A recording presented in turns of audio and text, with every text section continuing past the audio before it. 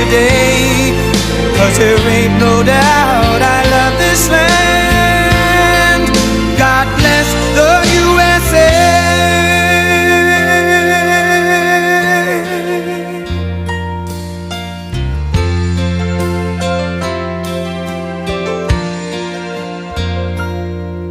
From the lakes of Minnesota to the hills of Tennessee, across the plains of Texas, from sea to shining sea, from Detroit down to Houston and New York to LA, where there's pride in every American heart, and it's time we stand and say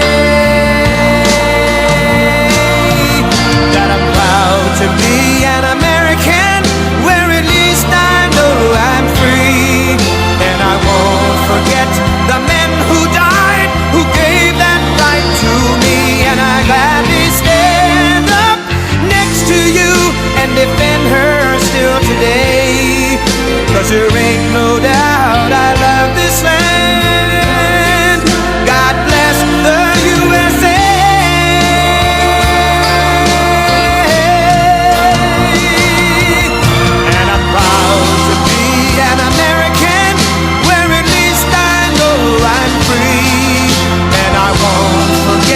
The men who died, who gave that right to me. And I gladly stand up next to you and defend her still today. 'Cause there ain't no doubt I love this land. God bless the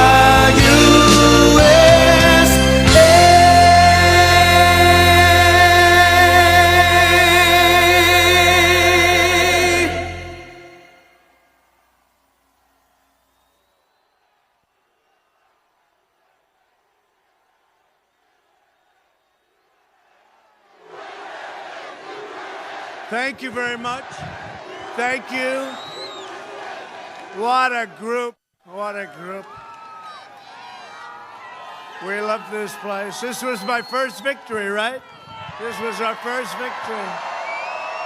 Remember that beautiful primary that we had, and Trump came in and Trump won this incredible, great state, and it was off to the races, right? Off to the races. So I want to thank you, and hello, New Hampshire. It's great to be with you on this beautiful day. On this beautiful day. 9 days from now, we are going to win the state. Can you believe 9 days? And we're going to win 4 more great years in the White House. We're going to keep it going. This is the most important election in the history of our country. The most important election. And I never thought I'd say it after what we went through with the last one 4 years ago. This is a more important election because we're fighting people that we've got to end it. We've got to end the fight. We've got to put them down. We've got to end the fight.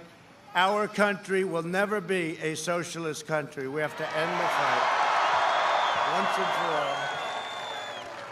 For the last half century, sleepy Joe Biden has been outsourcing your jobs, opening your borders, and sacrificing American blood and treasure in the endless, horrible, ridiculous foreign wars. Afghanistan, 19 years. 19 years. He voted for the war in Iraq, but for himself, did you know today? You know what happened, right? He put the lid on. You know what the lid is? He's constantly putting the lid on. Constantly putting the lid on. The lid means, I guess it's referring to a garbage can, right? You put the lid. And he's putting the lid on. This guy has more lids. I don't know. There's something going on. Somebody said it's strategy. It's not, because really strategy would be coming out. And by the way, a lot of things are happening lately. Have you been noticing? Have you been noticing? I just was asking some people to go back to the fake news and go to the back of the plane. A lot of people up there, a lot of cameras. And I was saying, and I wish those cameras would show behind the cameras. There are thousands of people there, thousands of people there, and thousands of people outside on the street. Thousands. There are thousands of people outside, but have you been noticing what's been happening? People know we've done a great job. What's going to happen? This is going to be as exciting, maybe, I don't know, you can't say more exciting. You remember that beautiful night in November 4 years ago, right? Well, I don't think this one will be as close. I don't think this is going to be as close. Thank you. Thank you.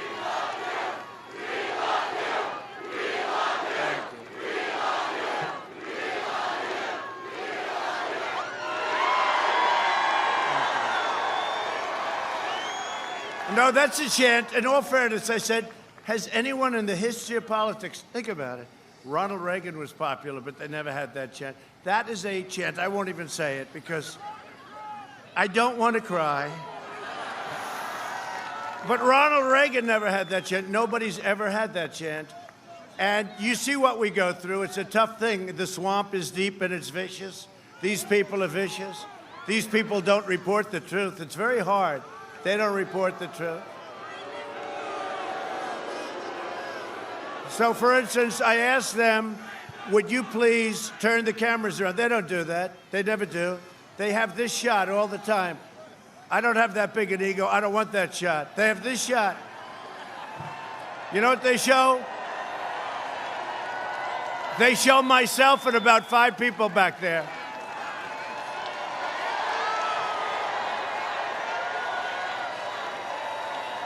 And on occasion, some of the people back there become big stars because they are on camera. But they never move the camera, and I used to think it was the way it is. You know, you couldn't move it. Mechanically, you couldn't do it. And then all of a sudden, we don't see that anymore. I shouldn't say it, but we don't see it anymore. They used to have little fights, right? Little problem. And the camera used to turn like a pretzel to catch it because they viewed that as a bad thing, right? A bad thing. And that camera would turn around, that steel would turn like there's nothing to it, but they never show the crowds. But you know what? They don't show Biden's crowd when 7 people show up. And you know what? They don't show Barack Hussein Obama. He came out to campaign 2 days ago, right? And they had 42 people. He drew flies. Did you ever hear the expression?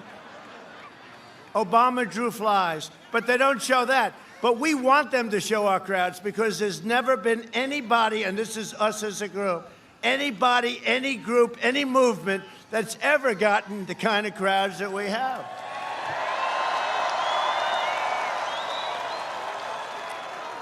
And I was told about New Hampshire. I understand I have a lot of friends that live up here, but I understand New Hampshire. I was told in New Hampshire, you can't have big crowds. You have to go to everybody's dining room and have dinner with them. This was even as I was campaigning, you know, I said, I'm sorry, it just doesn't work. You gotta get together and all. And you know, you have guys that have nothing much to do. They're politicians, and they'll go and have dinner with 2 or 3 people and every night, and they'll do this for years. And then they come in, you know, 7th in the primary or something. I said, no, we got to do this. And we've been doing this from the beginning. You have the good arena that holds a lot of people, and we pack that all the time. But now with the COVID, what we do, and, you know, they keep talking about cases. You know why we have cases so much? Because that's all we do is test. If we cut our testing down in half, they'd say, well, they wouldn't say that, but cases would go down in half. Now we have the best test, and we are coming around. We're rounding the turn. We have the vaccines. We have everything. We're rounding the turn. Even without the vaccines, we're rounding the turn. It's going to be over. And you know who got it? I did. Can you believe it? Every time I'd have these meetings, a lot of people, because I can't put myself in a basement for the next year and a half, okay? I can't do it. No, I can't. Or I can't go to a beautiful bedroom in the White House and lock myself up for a year and a half. You're president. You have to do your job. And I'd have meetings, and I'd leave meetings. And I'd leave a meeting, and I'd say, that wasn't good. You know, there are a lot of people, and there's a lot of love in the rooms a lot of times. A lot of times there's no love at all, just the opposite. But I'd say, that might not be good. But you got to do your job. And I went, and what they do is incredible. The doctors are incredible, and especially when you're president, because you have more doctors, I mean, I think I could, I don't know if I could ever get used to this again, going back to a normal where you actually have one doctor. You have a doctor for every single part of your body. So, and they want to touch you, too. They want to grab you. They, sir, I'm a specialist in this. Could I check this? I said, I'd prefer not. But, you know, I didn't feel good, and wonderful doctors. Sean, White House doctors, terrific. They're all really talented people, but I had 12 of them, literally 12. Johns Hopkins. I had doctors from the best schools and best hospitals in the world, because you're president, right? And I said, I'm not feeling too good, fellas. What are we going to do here? And the following morning, I took something called Regeneron. The following morning, I felt so good. I felt like Superman. I wanted to get back.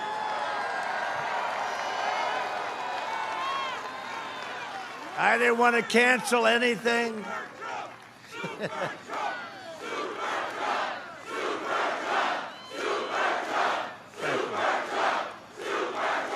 No, we didn't want to be canceled. We didn't want to be canceling a lot of things, right? We didn't want to say, I'm going to take the next like Biden. I mean, I don't know what the hell's wrong with him. He never goes anywhere. And when he does, it's Delaware. Now, I like Delaware, too, but, you know, he just wants to stay right next to that house. He feels very uncomfortable. Yesterday, he did some kind of a crazy rally with the horns, right? And then the camera made a terrible mistake. The guy's going to get fired, I'm sure. Because the camera turned around and there was nobody there. And then he got very agitated, right? You saw that. Because you know who was there? Our people were there, right? And they were screaming, and he can't think too well. He was having a hard time. And he got very angry. And Obama got angry, too, because he went out someplace, and it was all our people. And today they're having this incredible rally on Long Island. You know, what's happened to New York is so sad with the crime. Democrat run. Only Democrat run. Where you have Democrat run, you have problems. You have crime. It's all closed up in many cases. Locked down. By the way, you have an excellent governor here, right? You have an excellent governor. Can I say that? Good. Sometimes I'll say that and people don't like it, but you do. You have a good governor, good guy. And he's with us, and the family is good, and his father's great. His father, you know, I'd see that name, Sununu, I say, man, he was brutal, he was tough. And once we won, there was nobody better than him. There was nobody rougher, and there was nobody better. But it's a good family, they really are. They've done a good job, and you're open up, and you're doing business, and here we are. But Biden has the lid on again. It's really... You know, I guess he figures if he keeps the lid on, he's not going to make a stupid statement. He made one yesterday. Yesterday he said, I'm getting tired of smart people. No, you got to like smart people. Right? He said that. Then he said something much worse, right? He talked about the fact that we have the most corrupt... He didn't mean that. But I think maybe we'll put a clip up. You know, we have a new deal. If we like people... Oh, there it is. See that little screen? That costs a lot of money. And if we like you, like we do the great state of New Hampshire, if we like you like we do New Hampshire, we put that up. And we have a couple of little clips, like he's against Social Security, you know, little things like that. How about his oil comment? And I said, it took all the way to the end. He was doing okay. I wouldn't say it was Winston Churchill, but he was doing all right. He was getting through it, and then all of a sudden, it came out, the oil, and he wants to transition. I said, okay, are you listening, Texas? Are you listening, Pennsylvania? Actually, are you listening? You know why? Because your bills, you know, because of New York, you have the highest energy bills in the country. New Hampshire, all of New England, because they won't allow, we're going to do it anyway, but they won't allow a pipeline to go through New York up to New England. You know that, right? And because of that, and all it would do is cause jobs, because upstate New York has been an economic disaster under Cuomo. And people are leaving. But think of it, a pipeline that nobody would see, way underground, would reduce your energy costs by 50, 60, 70%. And Governor Cuomo won't allow it. So we're having a little bit of a dispute. This should have been done years ago. I get stuck with everything, you know, I get stuck. But we'll get it done. We'll get it done. If we do that, we can get your energy costs down 50, 60%. So it means a lot to everybody. Sleepy Joe, and they are going to... Are you turning the cameras around? Could I ask you to turn? Because you have never seen. People don't even believe it. People don't even... Look at him. Look at him. People don't even believe it. I only get disappointed because, honestly, the media, the fake news, is too close to me. If they were further back, we'd get more people up here, my people. I'm saying this to my representatives. If they move that back, you could have... They have magnifying lenses that are very good. If you move them back, you could have people, they wouldn't be blocked out by the fake news. Our lives are blocked out by the fake news, right? But Sleepy Joe voted for NAFTA, which was the worst thing that ever happened to your state and all of New England more than any place. Your factories are still, some of them, empty. And China's entry into the World Trade Organization. He shuttered your factories, shipped away your industries, and he allowed deadly drugs. One thing I learned more than any other place, New Hampshire drugs. For some reason, you get hit harder than anybody else. We brought it down 19%. We took it down. Now, we got set back because when the plague came in, all of a sudden we're looking at different things. But we got it down 19%. I met with your police. We went to the precincts. For some reason, your drug problem, opioids, everything else, is greater than most other states proportionately. And we focused very hard in New Hampshire. We got it down 19%, coming down. It's coming down further. Had a setback when the plague came in from China. But we got it down to 19, and we're going to get it down a hell of a lot lower than 19 before we're finished, believe me.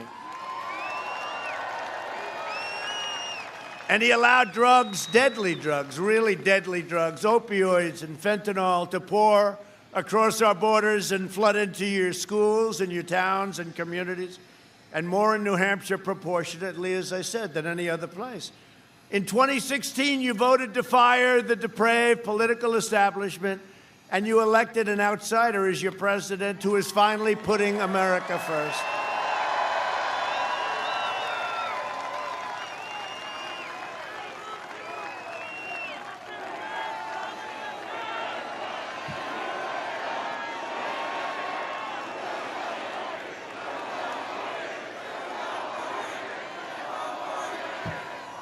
This is not the crowd that comes in second, okay? You know, when you leave, it's like a poll, right? Except much more accurate. When you leave a place like this where you have thousands and thousands of people and more people than all of this outside, unfortunately, can't get in, which I feel badly about. We put speakers out there, but they can't get in. But when you leave, you say, this is not a state where you're going to come in second. It's just not, because come in second. If Joe came in, even if he came in that beautiful Air Force One, is that beautiful? You know, I'll tell you quick. Should we tell? We have plenty of time today, right? Like, is there any football game? We don't watch football as much anymore, right? Until they stand and honor our country, we don't care. Until they honor that. But, you know, when I first came in, I said, how old is Air Force One? Now, we have the greatest people in the world in our military. They're incredible. Look at the condition. That plane looks like it's 2 days old, right? But it's 30 years. Can you believe it? So I said, so what's going on? Well, they're negotiating with one, and they signed a contract for $5.7 billion. It's actually 2 planes. People don't realize this. Air Force One is 2 planes, okay? You always have 2. You're very spoiled when you have this job. I guess they figure if it's ever a little bit off or a little broken, you just rip out the second one for $2.5 billion.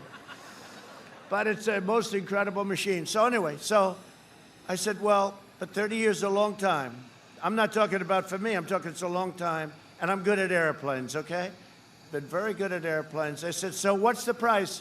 $5.7 billion. I said, you got to be kidding. For 2 airplanes, okay? I have friends, they order a Gulfstream, and they pay $78 million. I said, half of an engine costs more than that. So 5.7, so I said, I met with the head of Boeing, good man, and I said, this is the first week. I said, we're not going to buy it. Signed contract, all done. 5.7 billion. I said, too much money. We're not buying it. They said, why do you say it's too much? I said, because Obama agreed to it, so it has to be too much. It's the only thing. I didn't know anything about it. I didn't know anything about it. But I knew if they were buying it, it was too much money. So I said, nope, I'm not going to do it. I said, cancel the order. So I went to a general. I said, General, I want to cancel the order. Yes, sir.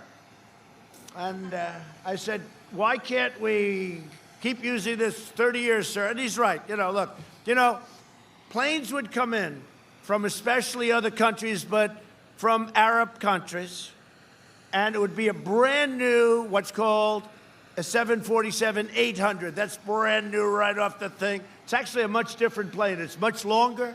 It's got a much bigger wingspan. You wouldn't believe it. See the top the way it is? It's a much longer top. I hope you people are interested in this. But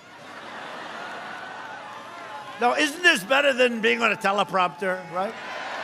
No, but see the front. It's got its second floor is much longer. It's as beautiful as that is. It's far more beautiful, bigger, more impressive, more everything, and it's the right thing. So I said, so General, it's a signed contract. I want to terminate the contract. Yes, sir. I said, by the way, you can terminate it, no problem, right? Yes, sir. I'm very proud of it, sir. Good. You don't have to pay anything, do you? Yes, sir, we have a termination fee. Oh. How much is the termination fee, General? Sir, we pay $250 million that we're allowed to terminate the contract. It's $5.7 billion. So for $250 million, I said, wait a minute, General, wait. They haven't built it yet. They haven't even started it yet. We have to pay $250 million to terminate the contract. I don't like that deal, General. General, don't terminate it, because I want to get it. But I don't want to pay $250, and so just don't terminate it. Just tell them we don't want it. Yes, sir, so he told him. Then I told him, I said, nope, I don't want it. And we negotiated for about a month. And I said to the head of Boeing, really good guy, I said, hey, Dennis, look, it's 5.7. It's got to have a 3 in front of it. Now, I don't know anything about it. And it's very, very special. What they have in this plane, they don't have in any plane in the world, okay? This is incredible. The kind of equipment. The equipment costs more than the plane. So I said, no, Dennis, it has to have a 3 in front of it. So this has 5.7, a 5. I said, got to have, in other words, we got to skip the 4s, we got to have a 3. No, sir, I can't do it. So then he comes back a couple of weeks later, he takes $100 million off. I said, nope, it's got to have a 3. I said, cancel it, I don't care. Don't cancel it in writing. I said, we don't want the planes. I was very careful. We don't want the planes. Are you canceling the order? I said, no, we don't want the plane. Because I don't want to pay $250 of your money, if you don't mind. By the way, I could tell you about 300 of these stories, all right? These are stories that all different things. This one, I just see the plane sitting there so beautiful. So I said, no, we don't want the plane. Now, I can't really go to Europe and order the comparable plane, because there is no comparable plane, but I can. I can't say, I'm going to buy it in Europe. I'm going to buy Air Force One in Europe. Somehow that doesn't work, so I can't. I said, no, we're going to get used to this. We're going to have this plane. We'll fix it up. It'll be just fine. So time goes by, and they raise it. They bring it down another couple of hundred. They bring it down another couple, and then all of a sudden it started dropping like a rock. And we agreed to 3.95.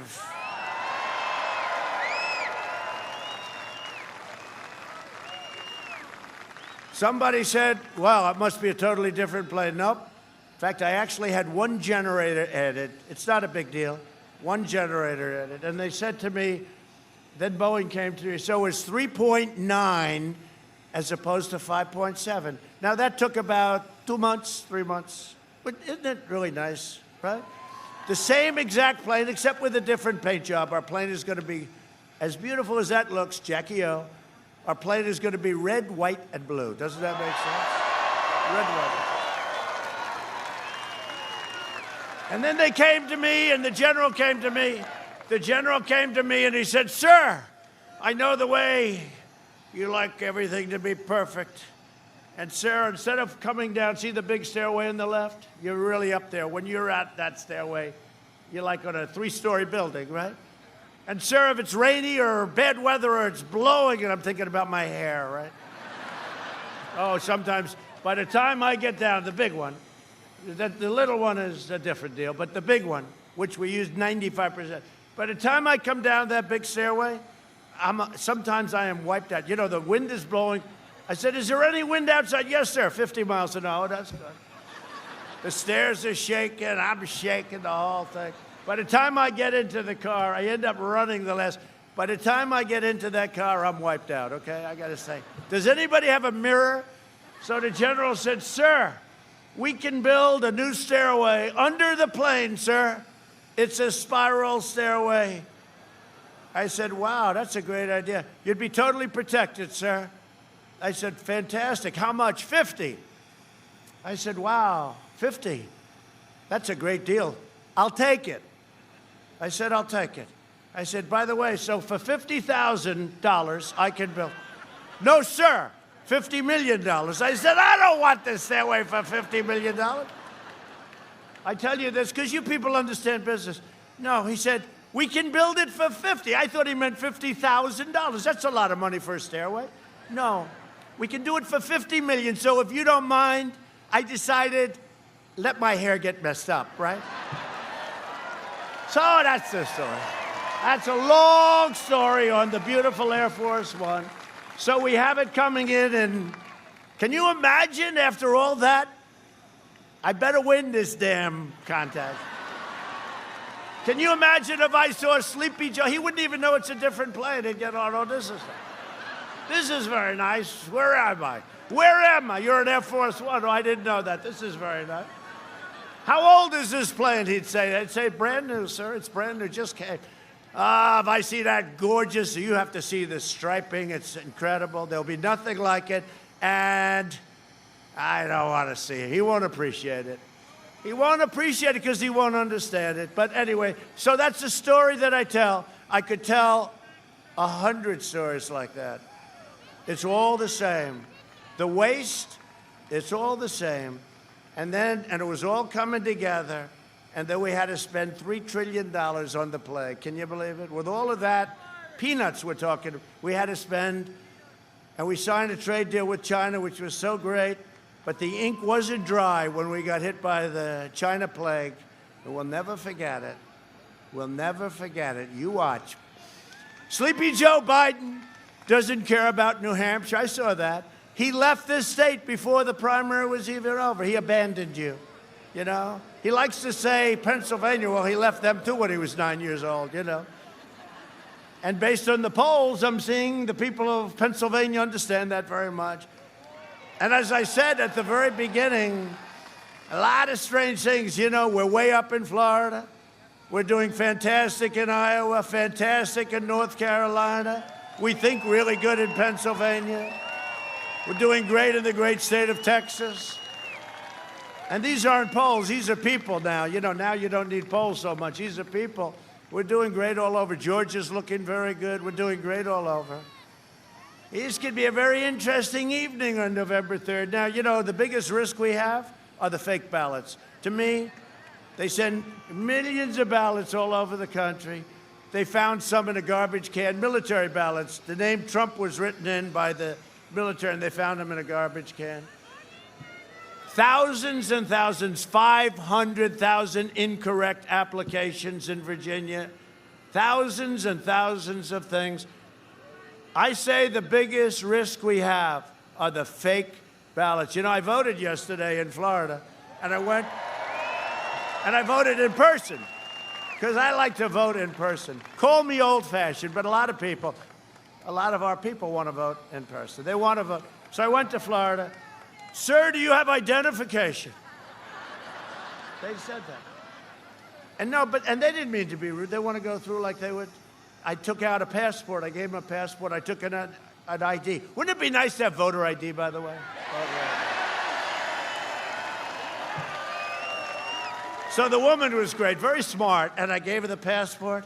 I gave her the ID. She said, sir, I think you might be President Trump. Okay, so I qualified. And then I sat. They gave me the voting thing, slips, very computerized, very good. I went through every one. I said, sir, is this it? Yes. Good. Then I signed my name on something else. Sir, you can go to the booth and please, here's a pad. You can keep it secret. I said, I don't want to keep it secret. I voted for Donald Trump.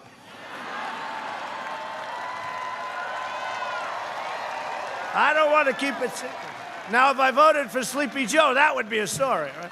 That I would want to keep secret. So anyway. No, but I went in. The people were fantastic, and I went in, really professional people, great people. I went in, I took it out of the folder. I mean, they wanted me to put it in a folder just to walk it 20 feet to a machine. I took it out, I put it in that, I put it in again 2 pages, certain things they had in, a lot of different races, the presidency and other races, good races, congressperson, good races, put them in. And I said, wow, there was no cheating. There was no way you could cheat. There was no way anything could go wrong. It was like a perfect deal. Now they send, think of that. So that's one way. The other way, they send millions of ballots. We don't know who's sending them. We don't know where they're going. We don't know who's bringing them back. We don't know who signed them. In Nevada, they want to have a thing where you don't have to have any verification of the signature. It is so terrible. And you know who knows it more than us? The Democrats. All Democrat-run states are the ones that are the problem. And they know it, and they say, he's against our freedom. He's against our freedom. No, no. I want to have a real election. I don't want to have millions of votes sent to millions of different people. And I call them unsolicited. I say solicited is good. That's where you write in, you want, they send it to you, et cetera, which still is not as good as being there. But it's pretty good. But when you have unsolicited, meaning you don't want them, they call them universal. I said, that name doesn't make sense. What does it mean? It doesn't mean anything. They call it different names. I came up with a name. They have millions of unsolicited ballots being sent all over, and it's no good. It's no good. And there's tremendous, every day you pick up the newspaper and you read about, the only good thing is we have people watching them like crazy, both law enforcement and yourselves and everybody. But in Philadelphia, which is notorious for what goes on, we want to have poll watchers. They won't let us have poll watchers. So we're in court over poll watchers. Why won't they let you have a poll watcher? What's wrong? Think of it. What's wrong? Philadelphia has been unbelievable. When a candidate, very wonderful candidate, happened to lose very badly, ran a number of years ago, a man named Mitt Romney. Did anybody ever hear of Mitt Romney? He did so badly in Philadelphia, almost nobody voted for him. Now, you know that's not so, but they gave almost no votes for him, almost nothing. And you know that's not so, and it's not right. And we want poll watchers in Philadelphia, and they won't let us have them, so we're in court. But think of it, when they won't let you have a poll watcher, what's that all about? What's that all about? So we're watching it very closely, but I was really impressed yesterday in Florida because there was no way there could be any cheating. There was no way. These people were great, the system is great, and there was no way you're voting twice, you're voting 20 times, or you're not voting at all. It was a beautiful thing to see. But the ballots are not that way. The ballots get handled by many, many people by the time they even get there. And it shouldn't be allowed. And the Democrats know it's a hoax, and they know, and it's going to cause problems. Then we have a ruling from a court, I won't say which court, a ruling that the ballots can go beyond November 3rd, and then they can take time to, in the state of Pennsylvania, which we love, which we think we're going to win. I love Pennsylvania. I won it the last time against Crooked Hillary, right? It was the first time in a long time that somebody won.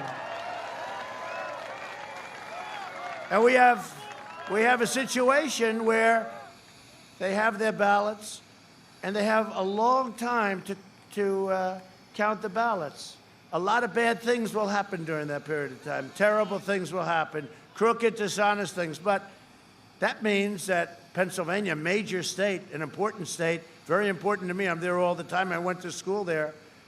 Pennsylvania. So if we don't know the result on November 3rd, that means, unlike has always been where you generally find out the election that night or soon, we could be going on forever with this.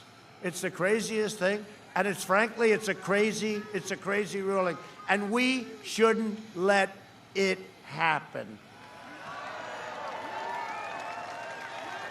We shouldn't let it happen. I think that's my biggest fear, my biggest risk for this election is the unsolicited, the millions of unsolicited ballots they're sending out. In California, they're sending millions and millions and millions of ballots. People are getting ballots that don't want them. People are getting ballots that don't even know why they're getting them. It's a terrible thing. Sleepy Joe Biden works for big tech and big donors. And, you know, I'll tell you, when you watch what's happened, how he's being protected, because you see what's going on, he is a corrupt politician. And one of the reasons, and I would say the primary reason he's put the lid on again, is because he can't answer the questions. Now, he can't answer these questions. He goes to China, the family makes a fortune. He goes to Ukraine, his son gets put on a board for $183,000 a month. How about Russia? Russia, the wife of the mayor of Moscow, pays him $3.5 million for the son, and then he has stuff that he has to give his father, 10%. Then he has another one where it's 50%. What the hell is going on? Terrible. And then the media refuses to write it. They refuse, except for the New York Post, by the way, whose stock has gone way up. I have a lot of respect for the New York Post. What they've done is incredible. So I'm not just running against Joe Biden. I'm running against the left-wing media, Silicon Valley, censors who want to manipulate and control the American people. No, it's unbelievable.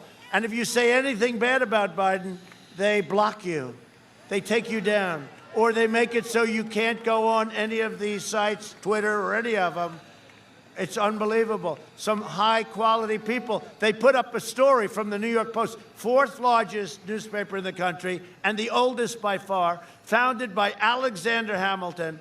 Somebody puts up a story about this Biden corruption, which is incredible, and they block the story and take down his site. It's unbelievable. The great Charlie Kirk. But many of them. With your vote, we will continue to fight for American workers, lower drug prices. We are bringing drug prices down, way down. It's already happened. Support our great police, protect the Second Amendment, defend our borders, and ensure more products are proudly stamped with that very beautiful phrase, made in the USA, like the old days, right? We go back to the old days sometimes, made in the USA. People used to be so proud of that. We are again.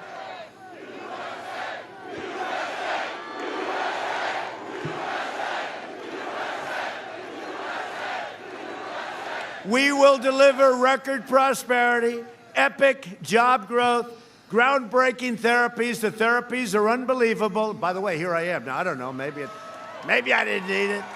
Maybe I didn't need it, but I'm happy I took that Regeneron. Superman.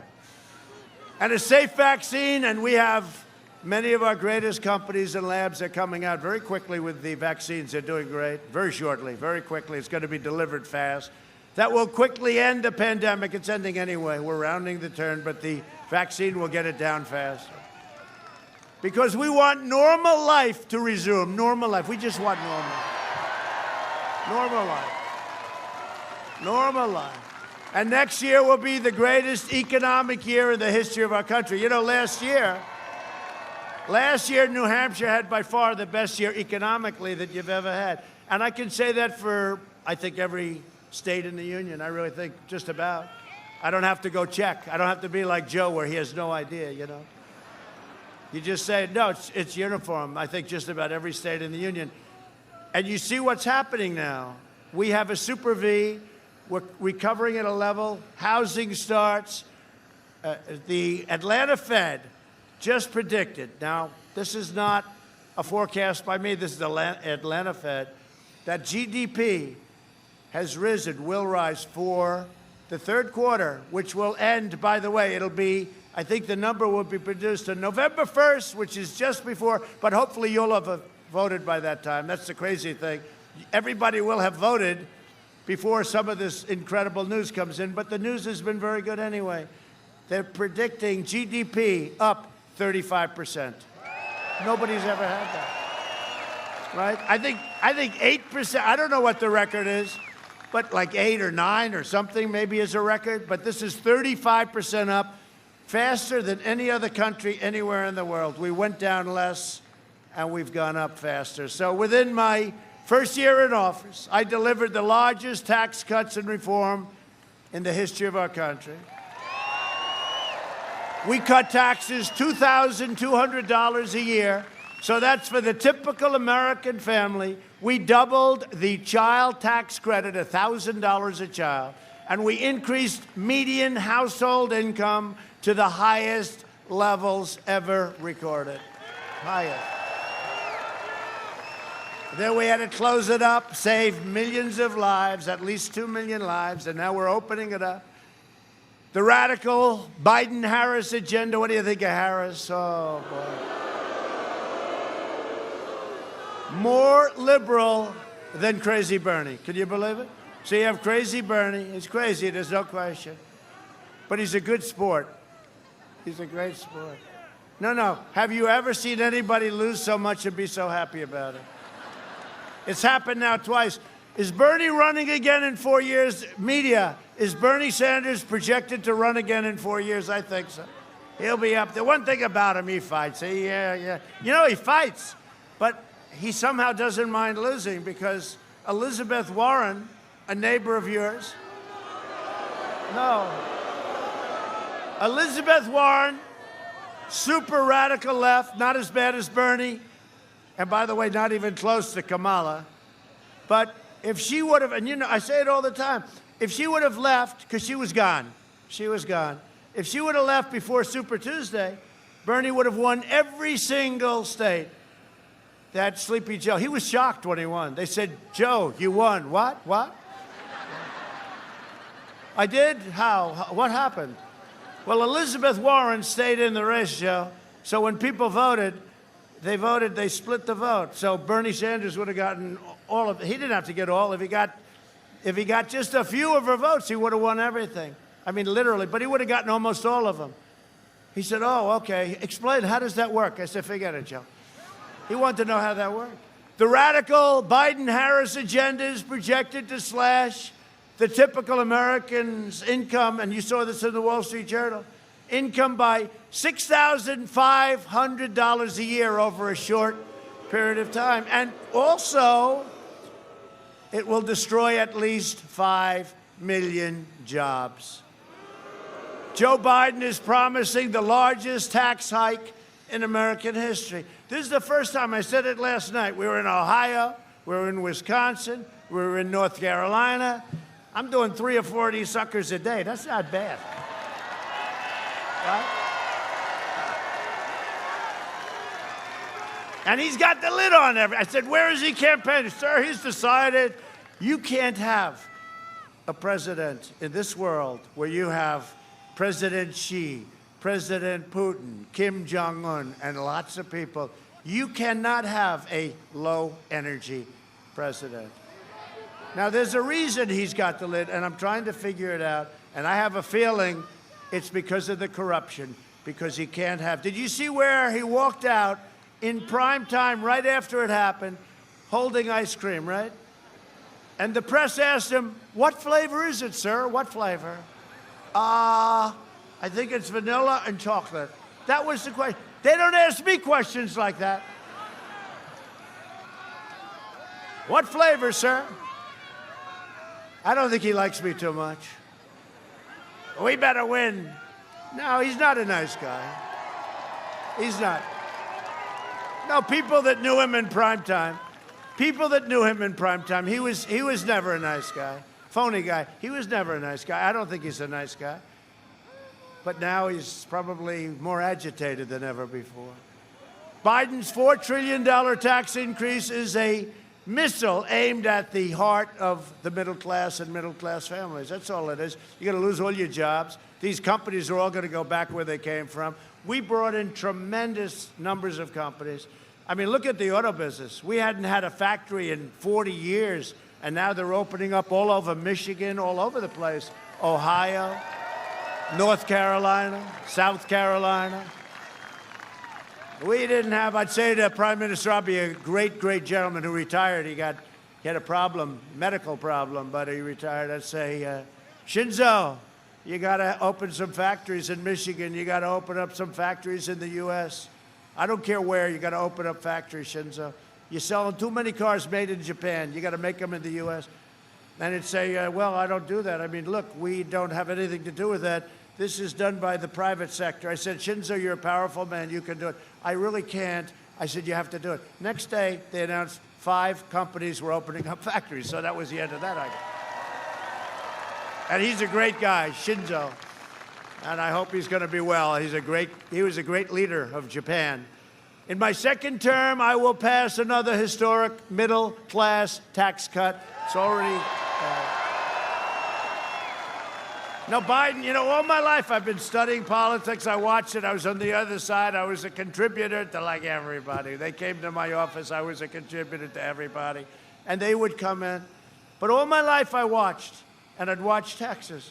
And I've never seen this before, where somebody goes, we will raise your taxes. Vote for me. No, it's never happened. I've always watched politicians, we will cut your taxes, we will cut your taxes, we will cut your taxes. Biden gets up, we will raise your taxes. And people say, oh, a lot of people don't get it. They'll go like, oh, did I hear that right? No, it's going to raise your taxes. So Biden wants to eliminate oil. Think of it in Texas. You saw him in the debate the other night. Now, he can't get away with that. I said, so tell me, because he almost made it. And then that last question got him. And Kristen, who is, you know, not particularly in my camp, I thought she did a good job, to be honest. I thought she did a good job. She looks at him, she goes, why would you do that? And then I said, yeah, why would you do that? And unfortunately for his party, he said he will transition out of oil. And I said, are you listening, Texas, right? Are you listening, Pennsylvania? And are all the people in the country, because we have an energy-independent country right now. And once we get New Hampshire and New England, the pipeline cutting across New York, which we're very close to getting, you will have energy prices that will be like low, very low, very low. And nobody else will be able to get that pipeline, that I can tell you, nobody else. That means that no heat in New Hampshire, winters, $5 a gallon gasoline, much more than that, I think. Think of it, what are you now, $2? And you'll go under $2, right? $2, right? Armenia, you know Armenia? We're working on that, you know, we're working. We did it with Kosovo and Serbia. Do you believe I got 3 nominations for the Nobel Peace Prize? Can you believe it? Can you believe it? The Middle East, we're doing peace. I did it the opposite way of what these fools did for years. We just signed the 3rd Sudan yesterday, we signed. So we have Bahrain, UAE, United Arab Emirates, led by a great gentleman, a great leader, a great warrior, actually, Mohammed. And yesterday we got Sudan. I mean, no blood in the sand, no cost, no this, no that. The opposite way. And then we got one, Serbia. We had Serbia, because this relates to Armenia. We had Serbia, Kosovo. We're doing a trade deal. I said, wait a minute. These people, right? Serbia. These people have been killing themselves. They've been killing each other for years and years and decades. And we're dealing with both of them unrelated. I said, fellas, if you don't get your act together, we're not going to deal with you. What the hell do we have to deal for? We don't have to. You know, we're doing trade deals. I said, wait a minute. They've been fighting each other and killing each other for years. I told my people, tell them they got to work a deal. Otherwise, we're not going to do a deal with either of them. Of course, there's nothing. And you know what? They hugged and they kissed in the Oval Office, and they were so happy. And this is after many years. Nobody thought they could come together. Nobody thought they'd come together. That deal was worse than Israel, if you think about it, and the Palestinians. Israel and the Palestinians, they say, can't. It'll come together. It'll come together. We stopped paying. We used to give the Palestinians $750 million a year. And I said, look, We're not going to pay you if you're not going to make a deal. Why would we pay? And other people said that was a terrible thing. It wasn't a terrible thing because they'd say death to America, death to Israel, et cetera, et cetera. And now they want to talk. They all want to talk. So we have 3 countries. We have many countries lined up. You'll end up with peace in the Middle East with nothing, but for nothing. And a neighbor of yours, John Kerry, said 2 years ago, it would be impossible to do the deal that way. No, that's the only way you can do the deal. And it's all coming together beautifully. We're going to have peace in the Middle East. What we've done is pretty amazing. But with Serbia, Kosovo, so we signed a deal. So they gave me a Nobel Prize for that. They gave me a Nobel Prize for something else. They should give me a Nobel Prize for what I did in Syria. When I say Nobel Prize, nomination, I don't know. I don't know. But with Serbia, so now we have Armenia. Look at the Armenia. They are incredible people. They're fighting like hell, right? They're fighting like hell.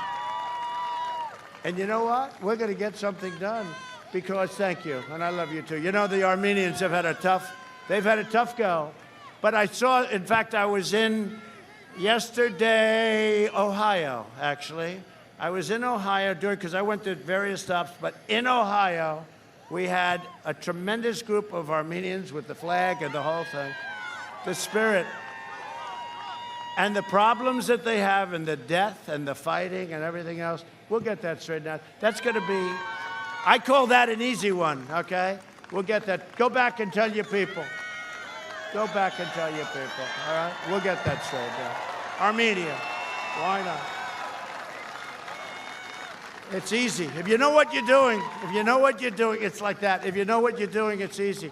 But we will. But think of that with Kosovo, Serbia. I said, well, we're doing these 2. We're not doing either deal unless they put it together. And they both came back, the prime ministers. They came back. They were in the Oval Office 2 weeks ago, hugging and kissing. It was an incredible thing, very historic. And what are we doing? We're saving a lot of lives. We're saving a lot of good people from being killed. See, normally I wouldn't tell you all this stuff, but we're in the afternoon. Where are we going from here? There's no more NFL that you watch. Where the hell are we going? Biden is also vowed. You think Sleepy Joe would be doing these things? I don't think so. I don't think. He'll go back to bed. Hillary used to spend a lot of time in bed, too. But she had more energy than him. She did. She had more. They said, what's the difference between crooked Hillary Clinton and Biden? I said, well, obviously they're both crooked, but let's get out of that. The big difference is she had more energy, but not much, and she's a more intelligent person. I will say this, she's a much more intelligent person. Until she used the word deplorables, I thought she was very smart. Biden has also vowed to impose the highest business tax rate in the developed world on companies that created jobs in our country. They came over here, they created jobs. They'll be gone in 2 minutes. It would trigger a mass exodus of companies and jobs out of America and back into the places they came for or other places. That's what happens. They would leave. And we don't want people to leave. We want them to stay, and we want those jobs, and we want that income. You've had them leave already under NAFTA. Biden also pledged to eliminate our tariffs on China. We're taking in tens of billions of dollars. We taxed them where they dumped the steel. We taxed them where they targeted our farmers. I gave our farmers, this doesn't pertain too much to you, but a little bit. I gave our farmers $28 billion from China because they were targeted. And it kept our farmers solvent and actually strong. In other words, he wants to raise taxes on American factories and give preferential treatment to Chinese factories. There's nobody that wants to see us raise taxes on companies more than China and other countries because they're going to pick up the business. So remember this, if Biden wins, China wins. If we win, New Hampshire wins and America wins. Very simple. Very simple. Besides that, how can he make a deal with China when he's taking a lot of money out of China, right? For himself and his family. His son walked away with $1.5 billion. He gets fees on $1.5 billion. So how can a guy like that, seriously, Did you see the letter? Oh, that laptop he's got. You know, the laptop. You know what it's called? I said it last night in Wisconsin. It's called the laptop from hell, right? That laptop. That laptop is not good. But did you see that he wants $10 million a year from China for introductory reasons?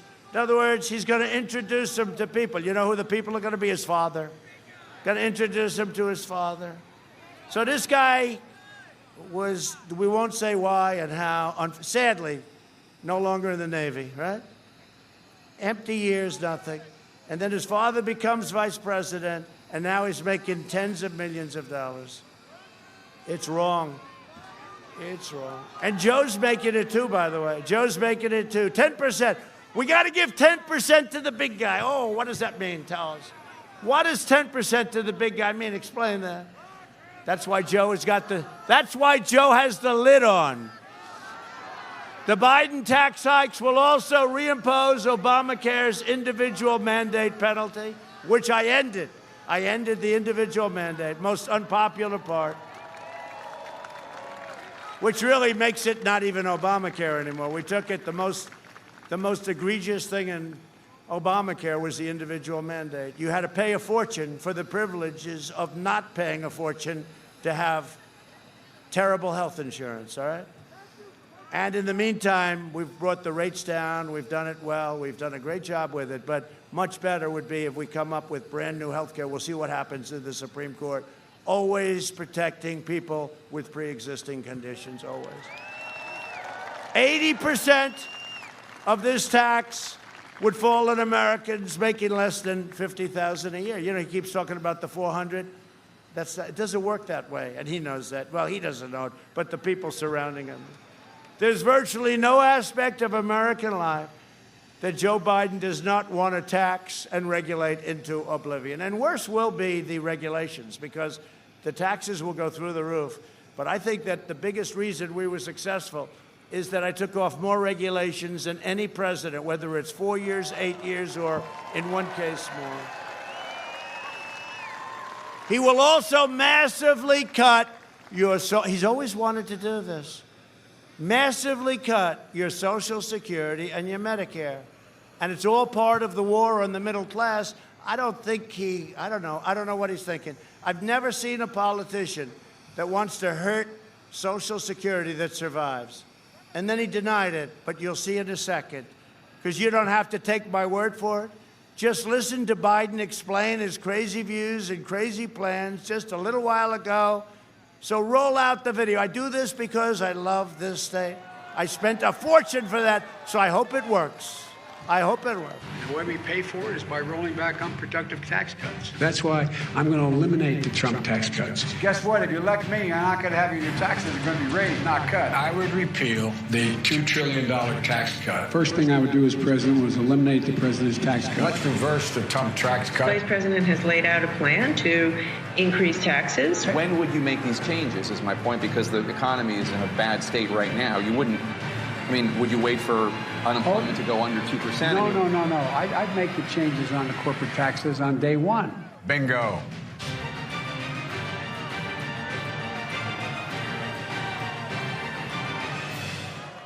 Let me ask you a question, Joe. Yeah. You're right here with me. Yeah. Have you been on the floor of the Senate? You were in the Senate for a few years. Yeah. Time and time again, talking about the necessity, with pride, about cutting Social Security, cutting Medicare, cutting veterans programs. No. You never said that. No. When I argued that we should freeze federal spending, I meant Social Security as well. I meant Medicare and Medicaid. I meant veterans benefits. I meant every single solitary thing in the government. Look, here's the deal. You're an honest guy. Why don't you just tell the truth here? We all make mistakes. I am telling the truth. And I not only tried it once, I tried it twice, I tried it a third time, and I tried it a fourth time. Joe, let me repeat it again. I want you just to be straight with the American people.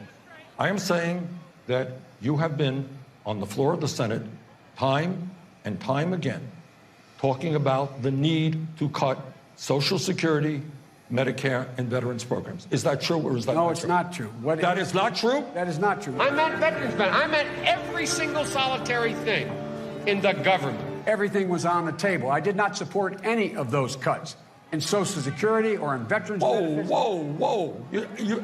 Everything was on the table. All right, you're right. You just said it, including, in your judgment, cuts to Social Security and veterans. In order to get the kinds of changes we need on other things related.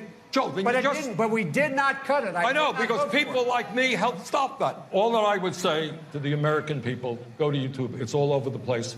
Joe said it many, many times. And I'm surprised, you can defend that or change your mind on it, but you can't deny the reality. Secondly, we're in a situation where we have put together, and you guys did it for our administration, the President Obama's administration before this.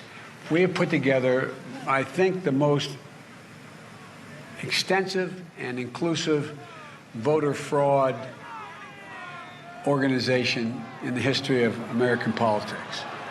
Proudly for your dad, first African-American state senator in the state of Delaware. Everything about. And by the way, I sit on the stand and it get hot. I got hairy legs that turn blonde in the sun. And the kids used to come up and reach in the pool and rub my leg down so it was straight, and then watch the hair come back up again.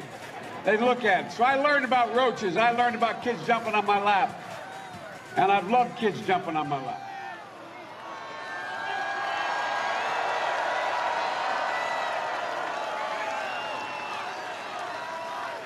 So he did try and cut your Social Security, just like he said for a year, there will be no fracking.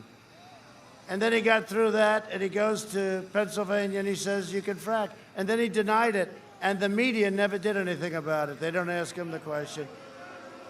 But the other day, fortunately, in the debate, in one of the better parts of the debate, he said he's getting rid of it. So I think Pennsylvania is going to, he will not let you frack. It's not him. His party will never let you frack, okay? It's 1 million jobs in Pennsylvania, and for you, it's billions of dollars in energy costs.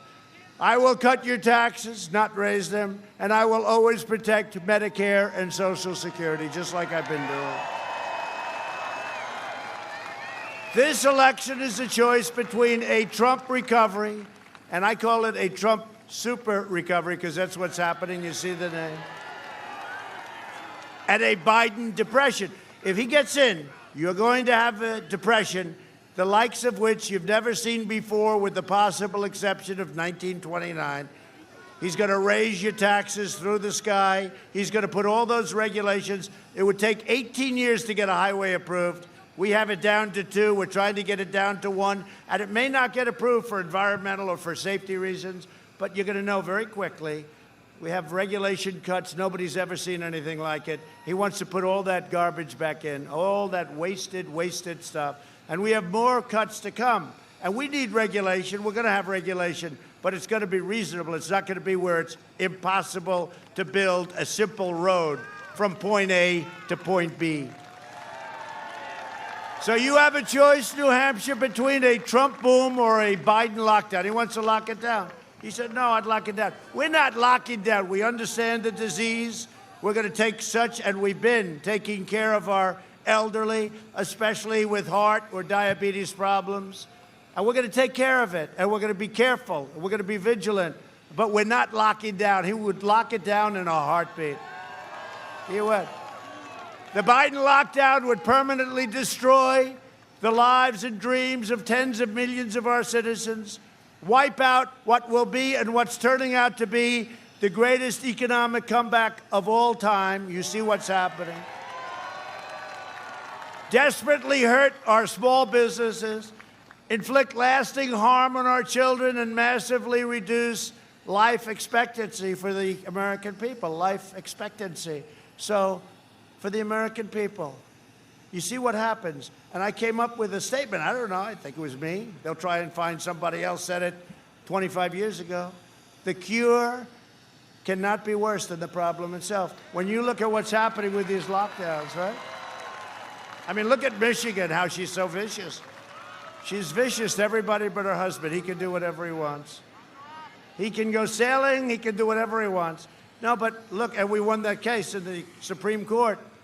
Michigan has to open. It was unconstitutional. She was running like jail cells over there, and Pennsylvania, and so many other places.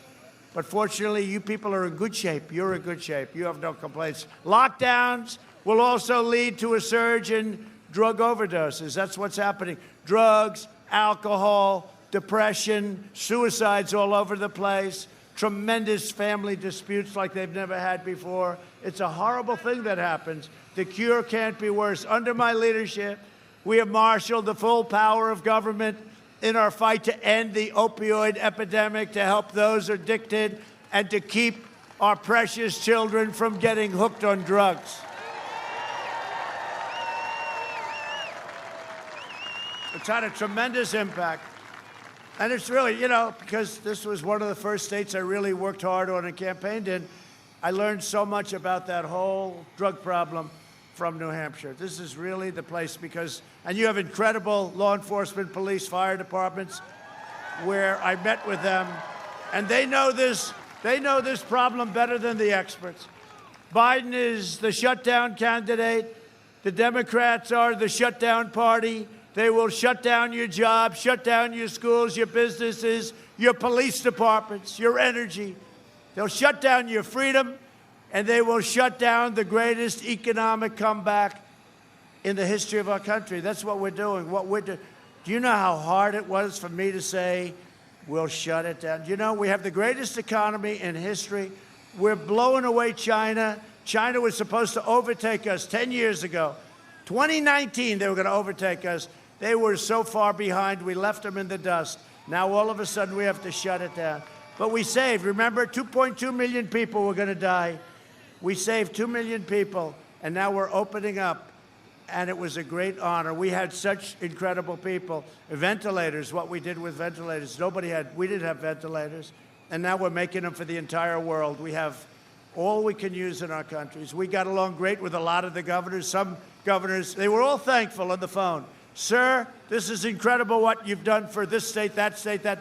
If they happen to be not good people, they would then go out and see the reporters, these people right there, and they'd say, we're not happy with the job the president is doing. We got them gowns and masks and goggles and ventilators and everything else. But now we have the vaccines coming way ahead of schedule. If this were another administration, you wouldn't have vaccines for 3 years. If this were another administration, you wouldn't have Regeneron that nobody heard of 4 months ago. You wouldn't have these new super drugs. And you look at the mortality rate down 85%. 85. Yet it's incredible. And then you look at Europe, it's what's going on. They always used to use Europe. Now they're not using it anymore. Yet, as we've seen from surging cases in Europe, they're never-ending shutdowns. It just never stops. Europe shut it down tight, and now they have a surge. And it'll work out, but it should have never happened from China. They closed up most of China, but they didn't close the world. They let it come to Europe, the U.S., the rest of the world. Joe Biden has made a corrupt bargain in exchange for his party's nomination. He's handed control of his party over to the socialists. He's handed it over to some very, very bad people. They are filled, and I've seen it, they're filled with rage and desperate for power. This election day, the people of New Hampshire must stop the anti-American radicals by giving Joe Biden, and it's really not Joe Biden, it's the people that control him, the people that surround him, because Joe doesn't have a clue. Joe doesn't have a clue. I really believe he doesn't have a clue. And we can be nice, and we can say, oh, it's okay, or let's vote for him, we feel sorry. There's nothing to feel sorry about. This is our democracy, this is our country. We have to do what's right. And he's not a nice person. He's not a nice person. We have to give the Democrats a thundering defeat, and that includes Congress, that includes your Senate. You have a very good Senate candidate. I hope you're going to get out there. Because Corky is, where is he? Is he here? Corky. Corky Messner. Where's Corky? Corky Messner is doing great. I hear he's doing great. Right? Is he? He better do great. He's running for somebody that doesn't help our nation very much, I will tell you that. So I hope you're going to be able to get out and vote for Corky. And congressional candidates, Matt Bowers and Steve Negron. Right? Great. Where are they? Where are they? Where are they? Hello, fellas. Thank you very much. Good luck. Good luck. And also a friend of mine who's been with me from day one, GOP Chairman Steve Stepanek. Where's Steve? Where's Steve? Steve, are we doing okay? Because otherwise you're going to be fired so fast you're ahead. We're doing good? Steve is great. He loves this state and he loves our country and he's the head of the GOP and he tells us we're going to win. He said, sir, could you come up for a rally? I said, when would you like it? How about Sunday? I said, that's great. So I got in. It's okay. So I got in about 1 o'clock in the morning, just left. Actually, 4 states, left Florida, right, where I voted. I went to North Carolina, I went to Ohio. I did a big one in Ohio. The crowds were unbelievable. It's an unbelievable state. We got Big Ten football back. I got it back. You know why? Because Biden and his group said, Donald Trump killed Big Ten football. I said, what do I have to do with Big Ten? What's this all about? And then I said, well, not only didn't we kill, I didn't even know they weren't going to open. I'm more focused on China, if you don't mind. And when I heard that, I said, that's terrible. I called the commissioner of football, the commissioner of Big Ten, nice guy. Warren. I said, Commissioner, we got to get it back. And he was good. And we worked very hard. I had a great group of people, Tim Pataki and some others. And we got it back. And then we got Pac-12 back, too. I said, get it back. Get it back. We got to get it back. So we have Big Ten opened up. Ohio State won and Wisconsin won. So they both won. It's nice that they won. I wouldn't have wanted to go there if they lost. But they don't lose too often. But Steve has been with us from the beginning. And he's been fantastic. He was with us for the great primary win, which was so good. And another man who's been incredible. He was from day one. He said, sir, you're going to win. I said, say it again. You're going to win, sir. And he's a real character. And he's a really good guy. And his name, I'm sure nobody ever heard of him, Corey Lewandowski.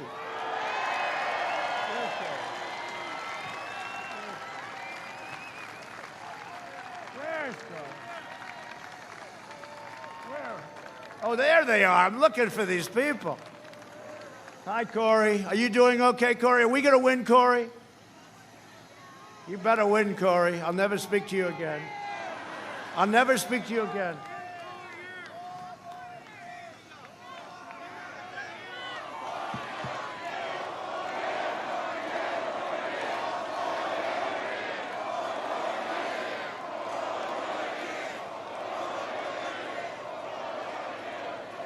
Hey, Corey, next time you could take a bigger chunk of the runway, please. We'd get everybody.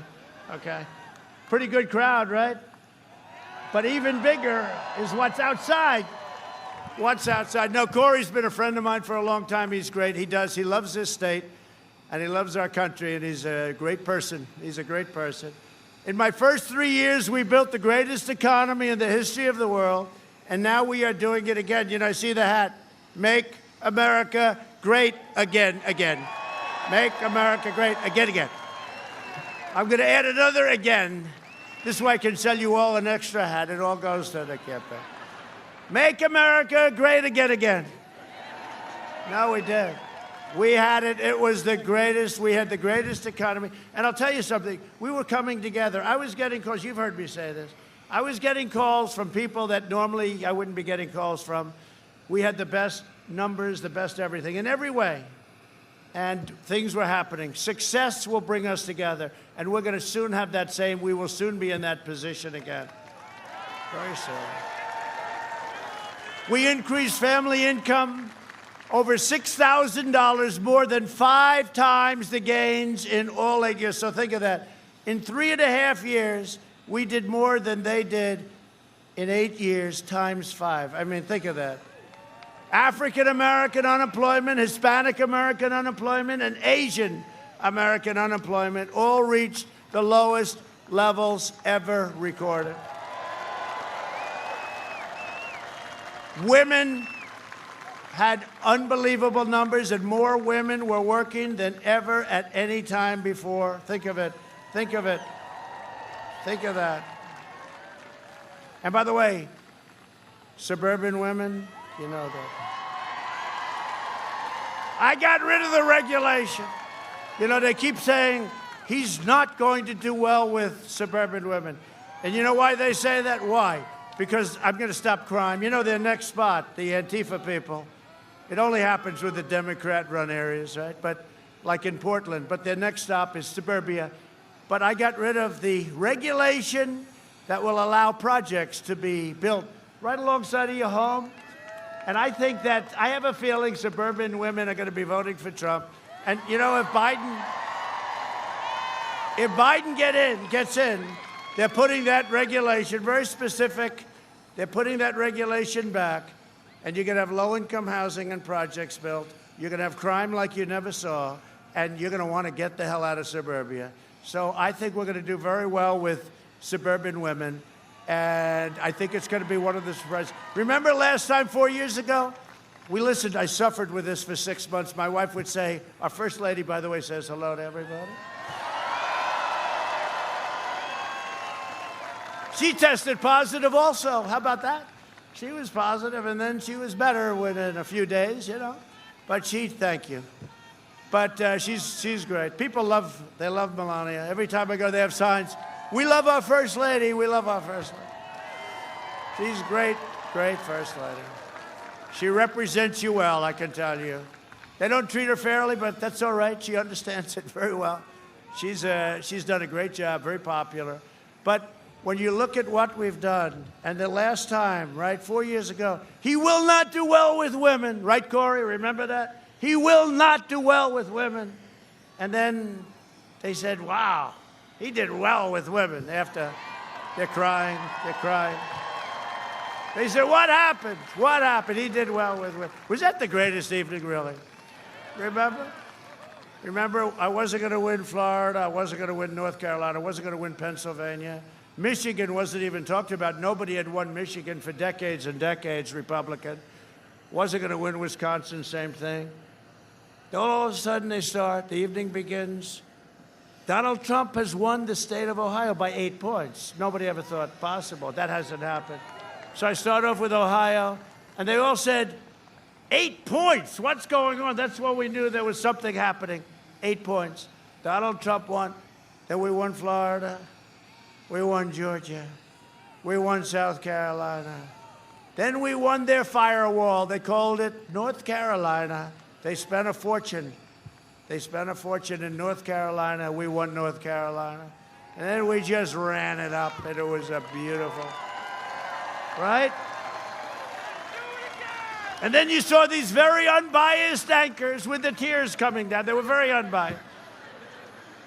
Remember John King with the red board, right? His hand was shaking at the end. He was like, well, this is not that bad that he lost Florida, that Hillary lost Florida. She can do, but you know, when we started getting into Pennsylvania, North Carolina, they started getting a little bit worried, right? Now, that was an amazing evening, and we're going to have an even more amazing evening in 10 days. After the virus hit, we recovered faster than any major nation in the world. We're in the process now, but there's no nation in the world that's recovered like we've recovered. Since April, we created a record 11.4 million jobs. We've spent the last 4 years reversing the damage Joe Biden and Obama inflicted.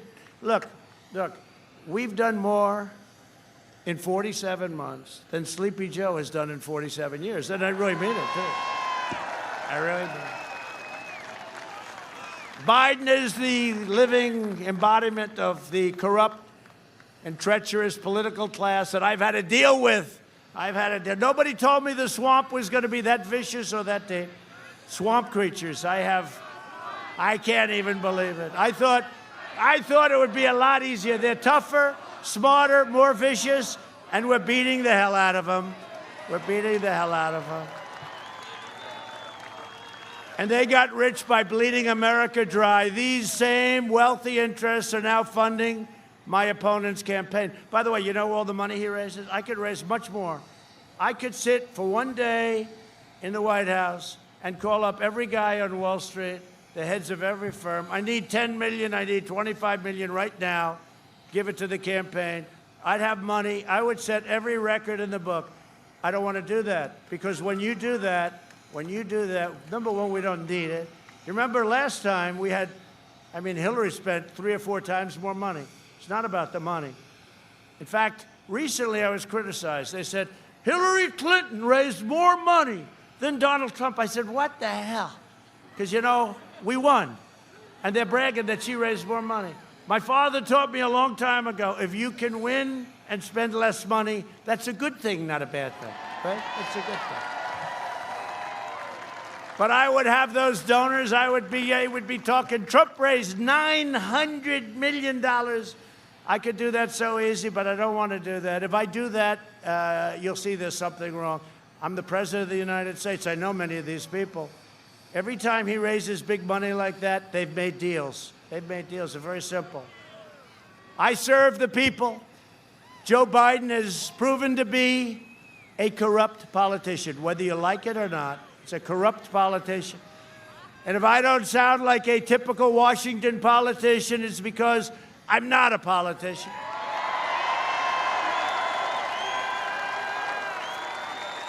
And the people of New Hampshire, you had a lot to do with it, because that was a very big win we had here in that primary.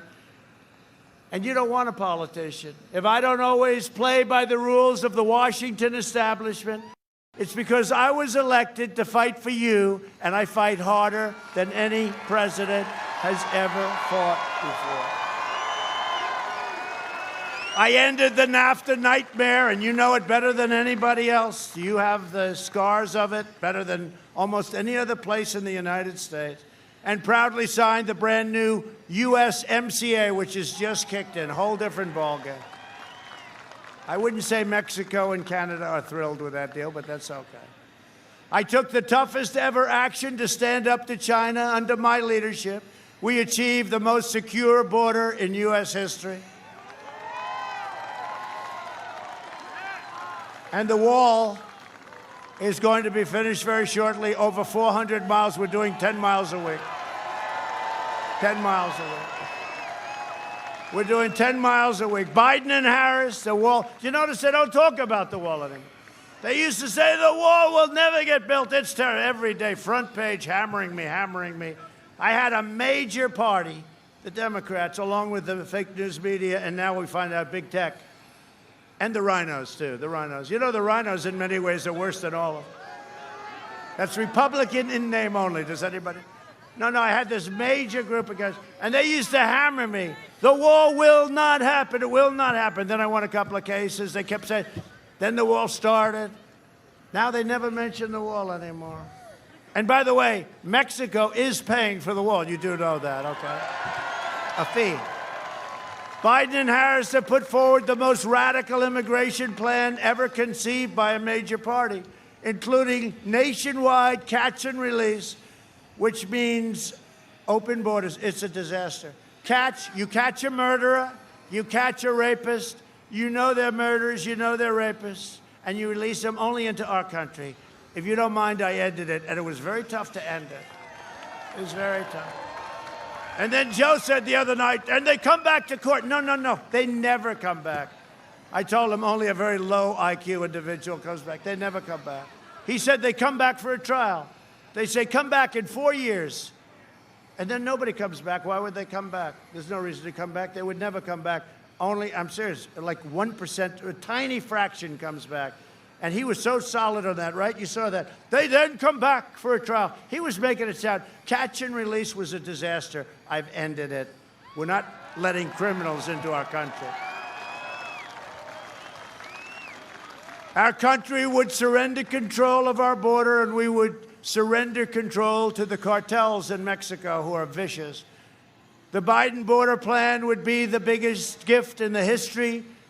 There's never been anything like it to drug traffickers, to human traffickers. They traffic in women, not so much children, not men almost at all. They traffic in women. And because of the wall, they can't come in. This is a problem, by the way, that's all over the world. This is not just us in southern border. This is a modern-day problem at a level that it's never been before. They traffic in women all over the world, and it's because of the internet, because of the computer, but it's because of the internet, and children to a much lesser extent, but women. But the drug traffickers would be allowed to freely infiltrate our country and pump their poison into our towns and schools, especially places like New Hampshire, where it was so prevalent before I came onto the scene, and it's been a lot better, and we're going to get it much, much better. Under my administration, over the last 3 years, Border Patrol and ICE have seized over 2 million pounds of deadly narcotics. That's a number that is unthinkable.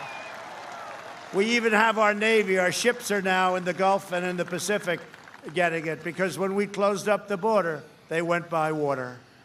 Okay, they don't miss a trick. They're very smart, but we're seizing tremendous amounts in the ocean and in the Gulf.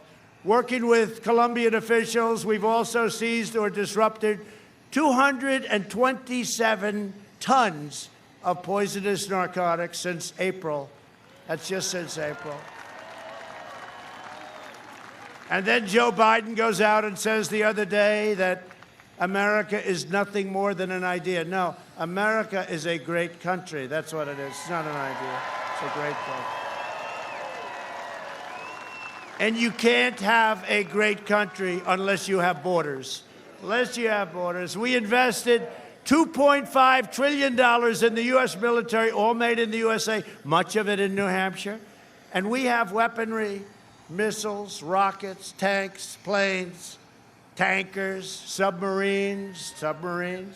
We have weapons. We're the envy of the world. Russia, China, North Korea, you take any, we're the envy of the world, and they all know it. Our nuclear plants are all brought back to perfect condition or new. And just hope to God we never have to use it. But you know what? It's going to be far less likely to use when we have it.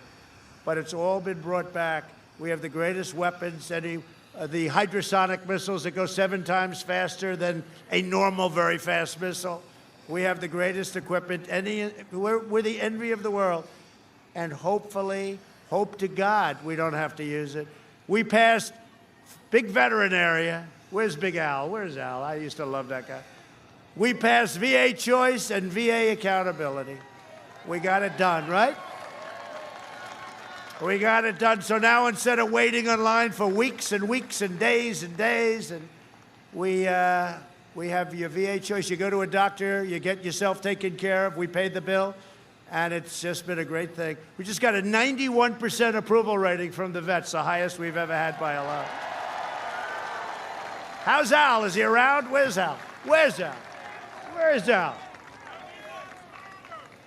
Al, did I do a good job with the vets? Look at him.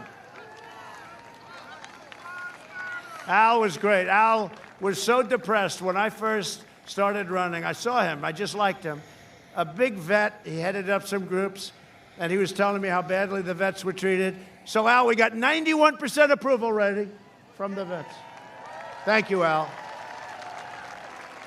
And I hope you're feeling good. You're feeling all right, right? He went through a lot. We killed the leader of ISIS, al-Baghdadi. We killed him. Took out 100% of the ISIS caliphate. And we took out the mass murder of American troops and many others. Soleimani is dead. The both of them dead. Worst terrorists. I withdrew from the last administration's disastrous Iran nuclear deal. $150 billion. $1.8 billion in cash. I withdrew. The deal was nothing. And by the way, the first call I get if we win will be from the leaders of Iran. They want to make a deal because their country is going to hell with the sanctions. They're down 26 or 27% in GDP, which I think is a record also. I recognize the true capital of Israel and opened the American embassy in Jerusalem. And instead of never-ending wars, we are forging peace in the Middle East. No more blood on this earth. A vote for Republicans is a vote for safe communities, great jobs, and a limitless future for all Americans. And do me a favor, vote for your senator, please. He's going to be such a great senator. I don't know, it's probably a tough race, but you should vote. He will be fantastic. He's what we need. And in conclusion, I want to just say this.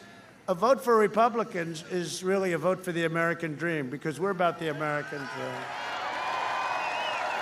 And in conclusion, over the next 4 years, we will make America into the manufacturing superpower of the world, and we will end our reliance on China once and for all. It's already happening. It's already happening. That's already happening. We will hire more police. We love our police. Increase penalties for assaults on law enforcement, and we will ban deadly sanctuary cities. We will uphold religious liberty, free speech, and the right to keep and bear arms. And we're giving you a great new Supreme Court justice, by the way.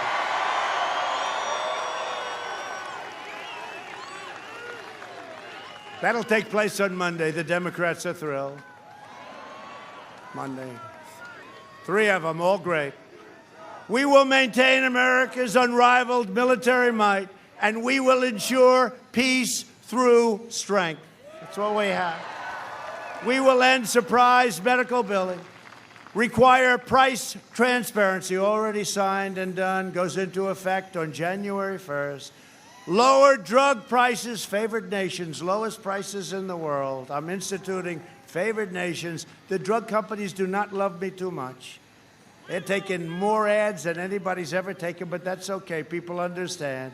And we will always protect patients with pre-existing conditions, always. We will stop the radical indoctrination of our students and restore patriotic education to our schools. We will teach our children to love our country, honor our history, and always respect our great American flag. And we will live by the timeless words of our national motto, "In God we trust." For years, you had a president who apologized for America. Now you have a president who is standing up for America and standing up for the great people of New Hampshire. Well, I'm standing up. For the last 4 years, you've seen me fight for you, and now I'm relying on you to deliver another historic victory for our country. Get your friends, get your family, get your neighbors, get your coworkers, even get your bosses. Say, boss, you got to come with me. And get out and vote. You got to get out and vote. From Nashua to Dixville, from Portsmouth to Plymouth, from Concord to Claremont, and from Meredith to right here in Manchester. I like Manchester. We inherit the legacy of red-blooded New Hampshire patriots who lived by that immortal motto, live free or die. Live free or die. That's right. That's probably about as good as it gets, right? That's good. We stand on the shoulders of American heroes who crossed our oceans, settled the continent, tamed the wilderness, laid down the railroads, raised up the skyscrapers, won 2 world wars, defeated fascism and communism, and made America the single greatest nation in the history of the world. And the best is yet to come. The best is yet to come. Proud citizens like you help build this country, and together we are taking back our country. We are returning power to you, the American people. It's happening very quickly. With your help, your devotion, and your drive, we are going to keep on working. We are going to keep on fighting. And we are going to keep on winning, winning, winning. We are one movement, one people, one family, and one glorious nation under God. And together with the incredible people of New Hampshire, we have made America powerful again, our military. We have made America wealthy again, our stock market, 401ks. How are your 401ks doing? We have made America strong again. We have made America proud again. We have made America safe again. And we will make America great again. Thank you, New Hampshire. Thank you.